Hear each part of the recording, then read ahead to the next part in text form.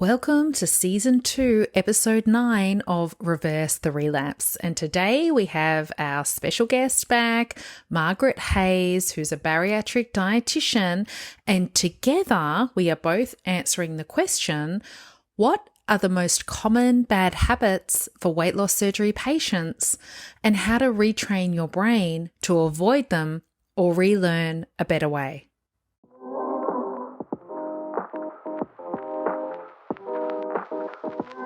You're in the right place if you're ready to stop the sabotage and weight regain post weight loss surgery. Hi, I'm Georgie Beams. I'm a psychologist who works in the area of emotional eating, sabotage, and weight regain for weight loss surgery patients. I have experience working in a weight loss surgery clinic, as well as supporting women online to reverse the relapse. I honestly believe that psychology should be a mandatory part of everyone's weight loss surgery journey. Your body has had an upgrade to version 2.0 after surgery, but your mind is most likely operating at version 1.0, which is your old pre-surgery mind. You're here to update your mind to match your body and get back on your weight loss path. And I'm here to help you.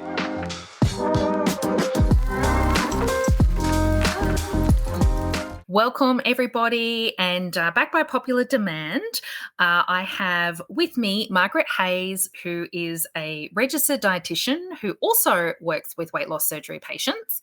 And we put out some questions to our respective communities, and we had so many questions. And again, thank you so much for those. And we have handpicked another question today, and we are going to unpack this question as if you were a client coming to see us. And Margaret is going to cover that off from a dietetic perspective, and I will cover that off from a psychological perspective, because as we know, nothing is in isolation, and I think it's helpful to really look at both approaches and take from it whatever works for you. So welcome back, Margaret. Oh, hi, Georgie. Thanks for having me again. You are more than welcome. Do you want to just give a high-level spiel about who you are, what you do, in case anyone's new to you and your work? Sure. I'm a bariatric dietitian. I live in Perth in Australia, and I've been a dietitian for a long time. And I love working with bariatric clients because I just love seeing all the positive changes that happen to people after surgery, like feeling so much better, feeling more confident, their health's improved, they've got less pain. And I'm really happy to be here today and help answer these questions that we've got. Well, thank you so much for your contribution. So first of all, just a quick disclaimer. So everything in this podcast episode is for educational purposes only, and it does not replace one-on-one medical advice. So please do consult your medical team just to work out what's going to be right for you. So here's the question today. What are the most common bad habits and how to retrain your brain to avoid them or relearn a better way? So over to you, Margaret, from a dietetic perspective. Sure, thanks so much. So I've come up with a list of habits that I see so commonly with my clients that I'm working with. And one is that people are snacking all day long. So never having set meals or enough protein at each meal. So the way that I get around this is I work with clients to have an eating plan and to be well prepared with their meals and their snacks for the day so that they can still make different choices than what they've brought along with them or what they're planning on having, but they've got that very well in place structure to help them achieve their goals of adequate protein, fiber, fluids. Late night snacking in particular seems to be the one that clients talk to me all the time about. And for this one, I try to get people to eat very regularly through the day. So breakfast, lunch, and dinner, and a couple of snacks as well. So probably trying to get around 20 grams of protein at their main meals and maybe 10 grams of protein at their snack times. So it really helps to meet your protein target through the day, because I find, and the research has shown, that if you haven't eaten enough protein on a regular basis through the day, your body is still looking for that food at nighttime, and that's when the snacking starts. And that really upsets a lot of people, and a lot of people feel very frustrated with it. So that's how I would approach that one. Actually, just before you move on, that is something Sure. that I always ask as well, Yeah. because nighttime eating is probably, I'm going to talk about that specifically too. It Yeah. is extremely common, Mhm. and I do ask, the question of, are you eating enough during the day? Yeah, so important, and so many people aren't. Yes. Yeah. Yeah. So not being organized or prepared with food really leaves, and is another very common habit that I see people getting into.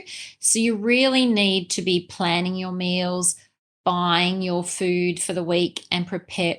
If not making all your meals for the week, getting some preparation done, or just knowing what you're going to be eating for breakfast, lunch, dinner, and your snacks through the day.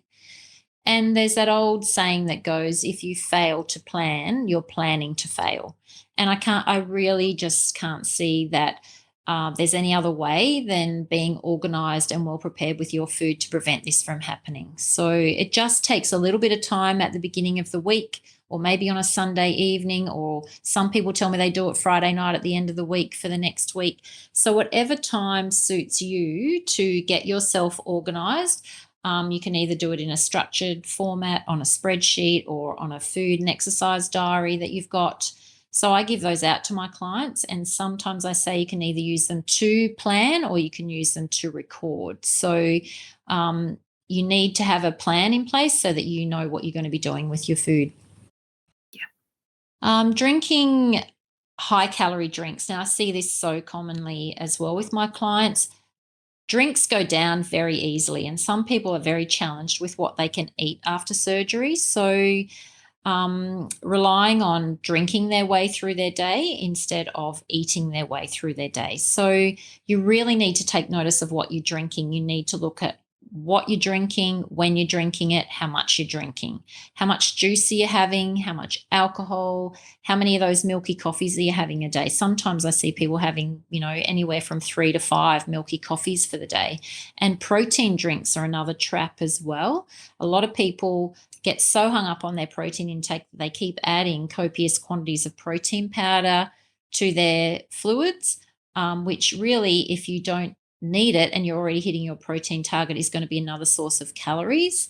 Some clients drink a lot of energy drinks, again, have a lot of calories in them. And of course, then there's the soft drinks. So you really need to be taking care of not just what you're eating, because the number of times I get people to keep me a food diary, there's no drinks on there whatsoever. So people forget that drinks add to their calorie intake. So that's a really big one for people to be taking notice of.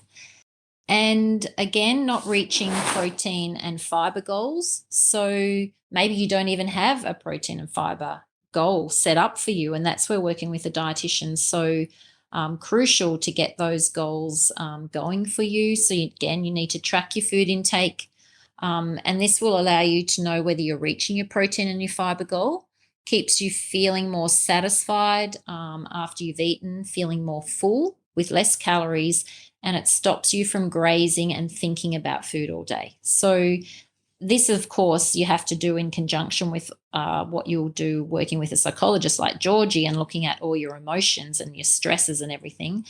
But this is one way to look at what's going on in your food intake for sure. And my last point I'd like to go over is so many people tell me that they're eating lots of chocolates, or what we call slider foods after surgery. They're foods that go down very easily, don't take up a lot of space, don't require a lot of chewing. And how I explain this to clients is that protein-rich foods like chicken or meat or fish don't just hang around and they're ready to be eaten. So chocolate and slider foods and snack foods do. They just hang around your house, they hang around your desk at work, and they're ready to snack on when you're hungry. So you really need to limit how much of them you have around, and you need to get your protein in again on a regular basis through the day, so you're not looking for that quick fix. And then if you want to have some of these foods in small amounts, you can. So, maybe like a small Caramello Bear chocolate. It doesn't mean these foods are banned, but you won't be needing them to sustain you for the whole day. And my other option I offer for people that are doing this is if you are looking for chocolate or slider foods for a snack, try and find a version of it that is protein rich. So if you're looking for something chocolatey, the Wicked Sister protein rich chocolate desserts really satisfy a lot of people. They get 15 grams of protein from it, but they also get that chocolate flavor. Another option is to get a little snack plate and put some dark chocolate on there, some fresh berries, and maybe some nuts. So you're still getting that really delicious chocolate flavor, but you're getting it in a small version, a small plate, and a variety of other foods with it.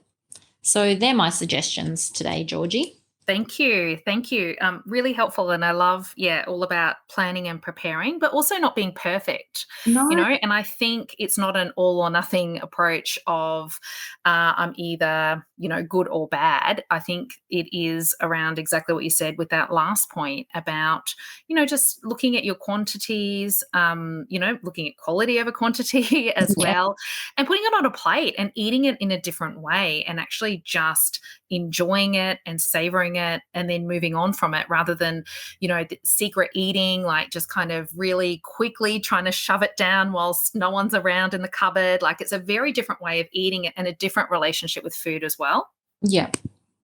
It's really helpful to just look at all your behaviors and how it's being played out across the day, really. Yeah, absolutely. I do have a question for you around Sure. the diary, Mhm. because I actually have designed a journal for my NBT program, and it's beautiful. I Oh, made it really pretty. yeah, I love stationery, yeah, but and this is great for participants to really at the end of the day unpack their feelings and look at how their eating was, etc. But yes, I do know that some people can get a little bit triggered with diaries, like particularly yes, food diaries. yeah, Look, what advice do you have where you don't want them, it's just a guide yes, rather than getting consumed by it all and getting back into that old dieting mentality? yes, yeah. What I say to my clients is because so many people, as you've said before, want to keep things perfectly. So I say that when I get people to try and fill in a diary, I say, look, I'm not looking for this to be perfect. I'm certainly not looking for it to be filled out every day if that's a challenge for you.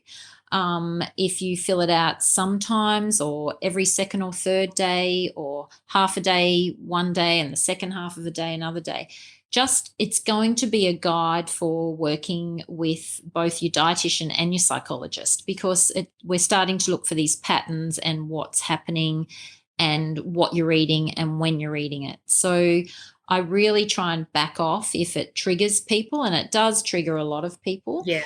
And also, if it's going to be triggering any eating disorder patterns, I certainly would be withdrawing the idea of working using a food diary for sure. It takes me back to when I saw a dietitian back in the day when I was really struggling, and then it just became, you're exactly it about this perfection and more. It became a little bit obsessive about what I was writing rather than Yeah. what was behind it and Yes. why. Yeah. Yeah. Yeah. And I also say to people, I'm not going to be getting my red pen out and marking it. So it's for me, it's definitely not that. I'm just looking for these patterns and for the times of the day when these snacking habits are coming in. And again, for me, I'm looking at protein intake, fiber intake, fluid intake as well. So I'm having a bird's eye view of the whole week, really looking at it, not boring down onto one particular food or one particular time of the day and what's going wrong. So it's just a pattern for me to highlight what I need to work with my clients on. Yeah, and I think if we understand our patterns, then you and I are both in a better position to help our clients as well. Definitely, yeah. Awesome. Thank you. So let me cover off from a psychological perspective around these most common, and we use obviously the word bad in inverted commas here because we know that there is no good, no bad, but we all know what we mean when we say bad habits. So from my psych perspective, I'm just going to break this down into eating habits. And then I'm going to talk about sabotage habits. So I'll just address those separately. Now, let's start with the quote unquote bad eating habits. And the most problematic habit I have found working with clients is when those old, what I call version 1.0 pre-surgery habits start to sneak back in after surgery. So the most common one we've already touched on, nighttime eating. It could be anything from picking whilst cooking, like picking off the kids' plates after their meal. It could be just generalized snacking, or it could be just grazing, almost like this topping up during the day. So if we take nighttime eating as an example, and that was your thing pre-surgery, it's typically the nighttime eating that continues to be the quote unquote bad eating habit after surgery. So it's kind of like, every night, once the kids are in bed, for instance, you're alone, which can also be a trigger, with the TV on, which can also be a trigger. And, next minute the ice cream's out or the chocolate's out or the kids' snacks are out, whatever it might be. And so it can almost be like the surgery just pressed pause on that particular habit during the honeymoon period. And from a psychological perspective, in my opinion, this is because your brain is wired to eat this food in this certain context. And it's not coming from your conscious mind at all, because no one ever intends to sabotage their weight loss surgery. So no one ever says to themselves, look, I'm going to go and spend thousands and thousands of dollars on weight loss surgery. It's going to be risky. It's going to be invasive procedure. I'm going to do all of this work only to keep eating the chocolate at night every night. Like, no one ever goes in. So it's unintentional, but it's still happening because this is the wiring in your brain. So in my opinion, the easiest way to rewire your brain to really reduce or stop those bad eating habits is by using brain-based tools, which is essentially what I do with my one-on-one clients and with my NBT participants. And you can always grab a taste of that in my free training. So you can have a look at watch.georgiebeams.com, and you can actually, in there, we go through one of my key and signature rewiring tools called EMDR that works with your eye movement. So you can feel free to come and check that out for free, and you can actually look at reducing your own quote unquote bad eating habit in that particular training. Now, for other bad habits, I also classify these as unintentional sabotage. We all know what we should and shouldn't be doing, so that's never in question, but there's something blocking us, and it's something at that deeper level, and that is happening at the subconscious level. So here are some examples of some of these quote unquote bad habits. Not moving your body enough, like not exercising. Perhaps it may be not taking your vitamins. You should be taking them. That it will be helpful. It's good for your health, etc. But there's something that stops you from doing that each day. Another sabotaging habit after surgery can be not prioritizing yourself. And so perhaps you're not actually doing your meal planning or your prepping. So exactly what Margaret was referring to before. Maybe you have got back into that old pre-surgery dynamic of running around after everyone else.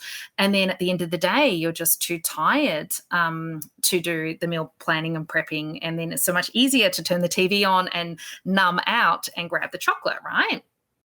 Or perhaps one of the quote unquote bad habits might still be continuing your old version 1.0 disempowering thoughts.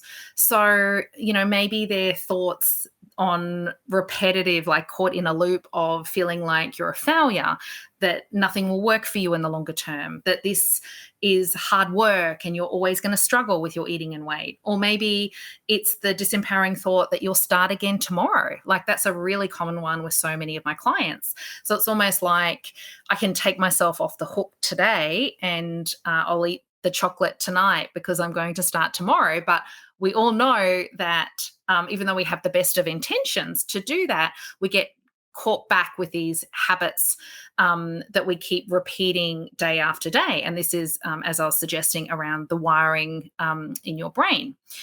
And these are the sabotage blocks that really come into play, which is really this deeper work and the core work I do with weight loss surgery patients. So maybe there's some block around you feeling like a failure, and maybe there's the thinking that and feeling that if it doesn't matter if I eat the chocolate tonight because I'm going to end up putting all the weight back on anyway. Or maybe there's a block for you around your identity. So many of the women I work with, they don't know who they are as a person who no longer struggles. Like, what if this was easy for you? What if you could have longer term success? So this can be an identity block of, this has always been hard for me. I've got, 10, 20, 30, 40 plus years struggling, hard work, failing. And even though you've had the surgery and, have experienced success, it's almost like we're in the habit of these version 1.0 disempowering thoughts. So our head is still the old pre-surgery, what I call, quote unquote, the fat brain. Or maybe it's a self-worth block. Maybe you don't feel good enough or prioritizing others before yourself. So I always like to provide a few questions to help you go a little bit deeper. So here are some questions to consider. So first of all, just identify your pattern of eating. So we've talked about patterns today in this episode. So really, I would actually make a list of what I call your version 1.0 habits. So write a list, like what's going on for you right now. So maybe it's 9 p.m. Eating on the couch. Maybe it's not taking your vitamins. Maybe it's not drinking water. Maybe it's not exercising. Maybe it's, the feelings and the thoughts around feeling like a failure or giving up on yourself. So write it all out. And then what I would recommend you do is start with one small habit, one that is an easy one on that list, and then do it consistently. So you can then build up in time to that next habit and then the next habit after that. But it's really consistency and taking small steps every single day is your friend. So if it's taking your vitamins, start with committing to taking your daily vitamins starting today, okay? Not this tomorrow, but start today. Leave them out on the kitchen bench or put them next to the kettle. Set an alarm on your phone to remind you. And it's really about taking that full personal responsibility for your health and well-being. No more starting tomorrow. And, I love that phrase of how do you eat an elephant? And it's always one piece at a time. And it's same with our habits. So write out your list, decide which one that you want to tackle, and then consistently work towards that until that starts to feel like a new habit. And then you can move on to your next habit after that. Anything to add, Margaret? That's it from my psychological perspective. No, I think that they're all really very common habits that we both hear from our clients. And I think there's lots of really great suggestions for people to start looking at and start working on. And if they need more help, then reach out to their dietitian, their psychologist, and get some extra help so that you can make some headway into breaking these habits. Yeah, and I think that's a great point. Like, you always don't have to feel like you need to go this alone, that there's always someone to reach out to get the support that you need. Definitely. And I mean, that's what we do, and I love working with clients, so it's great. Me too. We're in the right jobs. Yes. Yeah.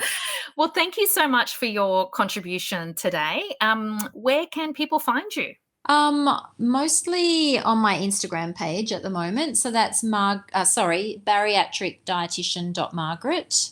And I try and put up lots of helpful hints and tips and tricks for people. And my program that I have developed for weight regain after bariatric surgery is on my Instagram as well. And it's I'll be taking clients on in the near future. So have a look at my Instagram page and you'll be able to find out how to work with me.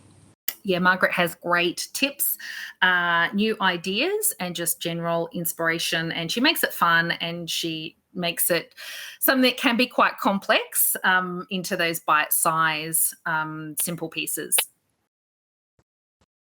Thank you so much. We'll see you on the next episode, huh?